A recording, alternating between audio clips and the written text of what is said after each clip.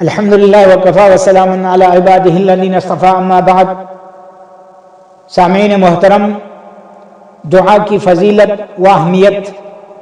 دعا اللہ رب العزت کے تقرب کا بہت بڑا ذریعہ، وسیلہ، مشکلات و مصائب میں مومن کا سب سے قیمتی ہتھیار اور خیر و برکات کے حصول کا سب سے اعلیٰ ذریعہ ہے۔ اس کی اہمیت اسی سے ظاہر ہے کہ خود اللہ تبارک و تعالی نے اس کی ترغیب دلائی اور اپنے سے مانگنے کا حکم دیا۔ سورہ غافر میں ارشاد باری تعالی ہے وَقَالَ رَبُّكُمُ ادْعُونِي أَسْتَجِبْ لَكُمْ، اور تمہارے رب کا فرمان ہے کہ مجھ سے مانگو میں تمہاری دعائیں قبول کروں گا۔ اور سورہ بقرہ آیت نمبر 186 میں ارشاد فرمایا وَإِذَا سَأَلَكَ عِبَادِي عَنِّي فَإِنِّي قَرِيبٌ أُجِيبُ دَعْوَةَ الدَّاعِ إِذَا دَعَانِ فَلْيَسْتَجِيبُوا لِي وَلْيُؤْمِنُوا بِي لَعَلَّهُمْ يَرْشُدُونَ۔ اے میرے محبوب، جب میرے بندے آپ سے میرے متعلق دریافت کریں تو انہیں فرمائیے کہ میں ان سے بہت ہی قریب ہوں۔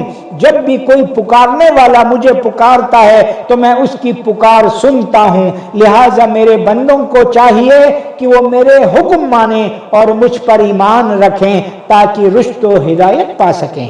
سامعین محترم، اور ایسے لوگ بھی ہیں جو اپنے آپ کو غرور اور تکبر کی بنا پر دعاؤں سے مستغنی خیال کرتے ہیں۔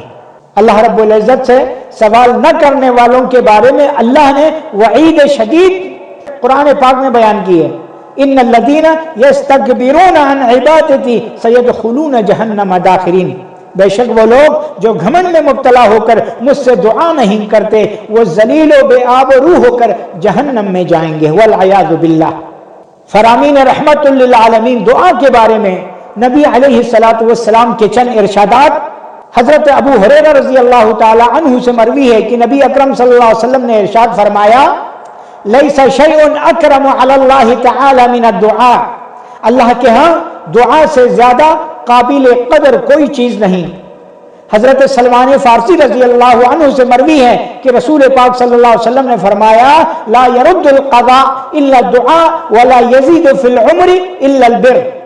دعا سے قضا ٹلتی ہے اور نیکی سے عمر میں برکت ہوتی ہے۔ اور تیسری دلیل یہ ہے کہ نبی علیہ الصلوۃ والسلام نے فرمایا انه من لم يسأل الله يغضب عليه، جو اللہ سے سوال نہ کرے اللہ تعالیٰ اس سے ناراض ہوتے ہیں۔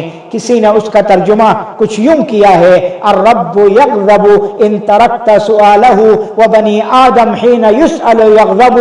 رضائے رحمان ہے پہم سوال میں، رضائے انسان ہے عدم سوال میں۔ یعنی خالق اور مخلوق میں سامعین محترم یہی فرق ہے کہ خالق سے مانگا جائے تو وہ خوش ہوتا ہے اور مخلوق سے مانگا جائے تو وہ ناراض ہوتی ہے۔ لہٰذا ہمیں اللہ تعالیٰ سے اپنے صلہ جوڑے رکھنے کی توفیق عطا فرمائے۔ ہمیں ہر وقت اللہ تعالیٰ سے دعا کرنی چاہیے، اللہ سے اپنے ربط رائے قائم رکھنا چاہیے۔ اللہ تعالیٰ ہمیں دعا کرنے والوں، اس کی عبادت کرنے والوں، اسی سے مانگنے والوں سے ہمارا شمار رکھے۔ وصلی اللہ تعالیٰ علی خیر خلق محمد وعلی آلہ وصحبہ اجمعین۔